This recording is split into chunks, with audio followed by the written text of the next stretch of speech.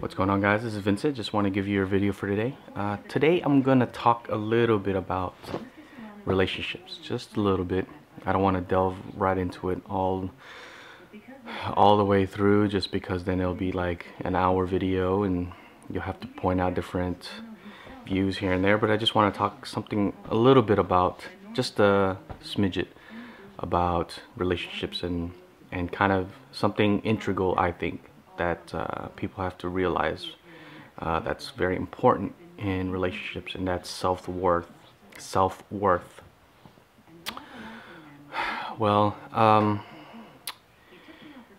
don't know about your ideals and your what you grew up on as far as what you believe in relationships, how the mechanics and how the how you blend the two different personalities together.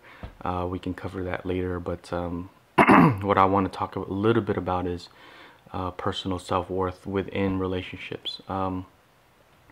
And I don't know, depending on how you guys feel about yourself and in your situation, I see that a lot being the very least important part in a person's reasoning either going into a relationship or the relationship failing.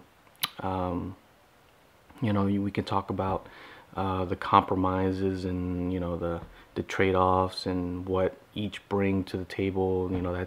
That's all well and dandy, but what a lot of people that I see, or at least that I talk to, and usually open up to me about as far as relationship, is why the other person is treating them badly, and why they don't seem to feel like they're worth being in a relationship. And I don't know what it is, if it's automatic that when you get into a relationship you automatically put yourself down, or you put your self-worth lower than the other person, which I don't believe you should. It is very easy to say and to be not in a relationship right now and to understand, but I do know, in my past relationships that has happened, and that's I think that's the one main thing that I've seen differently from relationships that work, that have that good dynamic, that seem to play off each other and bring the best out of each other, is because they don't degrade themselves in as far as their self-worth, versus in those volatile relationships where there's always conflict going on and there's always a push and pull as far as who has the power. I don't feel that there should be a power struggle. Yes, you should have differences in what you're best at and what you're capable of doing. Then it plays off into what types of relationships work best. The ones that nurture, or the ones that lead, and the ones that control. We don't have to get into that, but I believe in all cases that your self-worth should never be compromised in a relationship. That's something that never should change, going from being a single person to going into a relationship, whether that's long term or if it's just in any circumstance.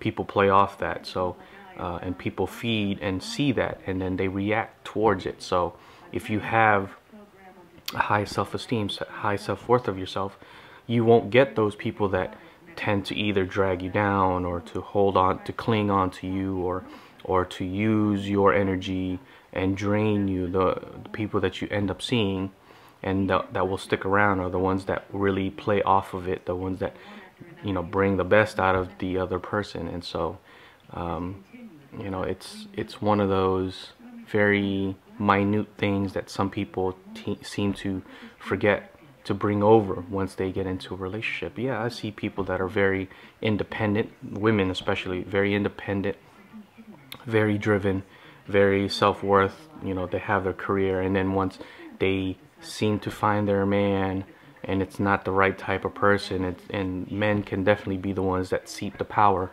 They seep the power out, and then become they want to become the head of of the relationship, the controlling factor, the controlling aspect, and then the women are okay with it. And then once that happens, the dynamic changes all the way through. Now and then all of a sudden you ask yourself, why is the relationship different from when they were, initially getting together? Of course, that's how it normally is.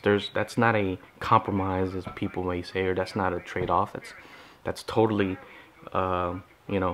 flipping the relationship, the power struggle towards the ones that are seeping it. And then same thing with men.